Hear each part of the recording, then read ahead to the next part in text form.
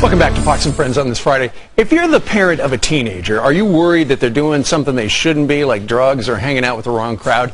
Did you know that now you can actually hire someone, a professional, to spy on your children? Former NYPD police officer turned private investigator Andy Spieler joins us now to tell us about this teen tracking operation.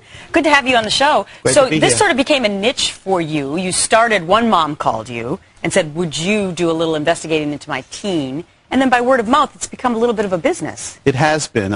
Pretty much a mother contacted me. She didn't even know if a private investigator could do this kind of work. And I've never heard of it. No. What does she want you to do?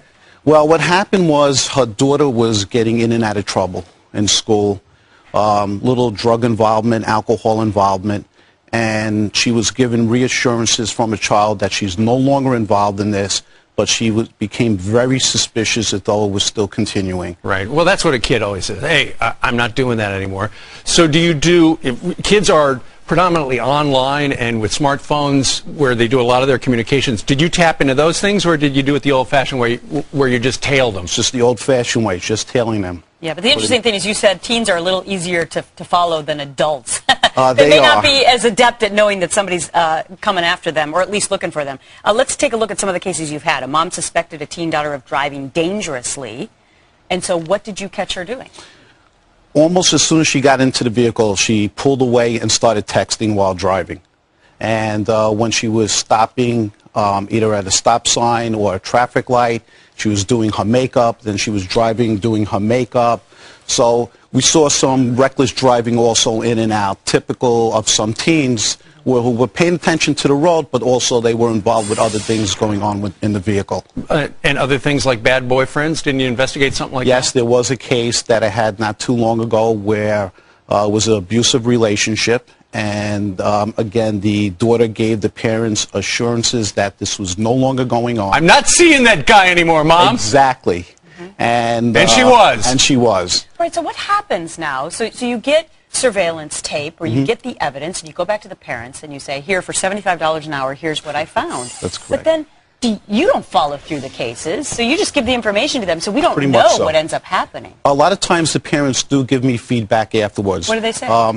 In most cases, the cases that I do have, it actually ends up being nothing.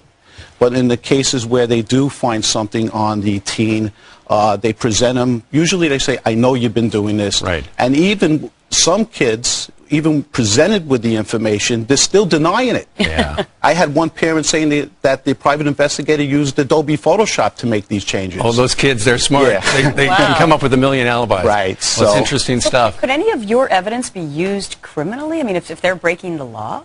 I don't think it ever gets to that point. Yeah, parent wouldn't want to prosecute their kid unless... No. Well, you never know. I mean, honestly, you never know. You never know. You never know. One final question. Is this the parents' responsibility to be looking after their kids, or do you think that this is a good business for more people to get into like you are? Well, you know, I'm faced with that question many times. Usually the parents who do come to me, they're usually at that point where they can't do anything else. They're distraught. There's nothing else left. They're very concerned. They're worried that one day their child's going to get injured, killed, or arrested, and they have to come to me. And this is what they want to do. And even though it may break that sacred trust between parent and child, you have to see it from their eyes. And this is what they have to do to try and protect their children. All right. Andy Spieler, former NYPD guy, thank you very much for joining us live. Very interesting. Thank you. All right. It's 20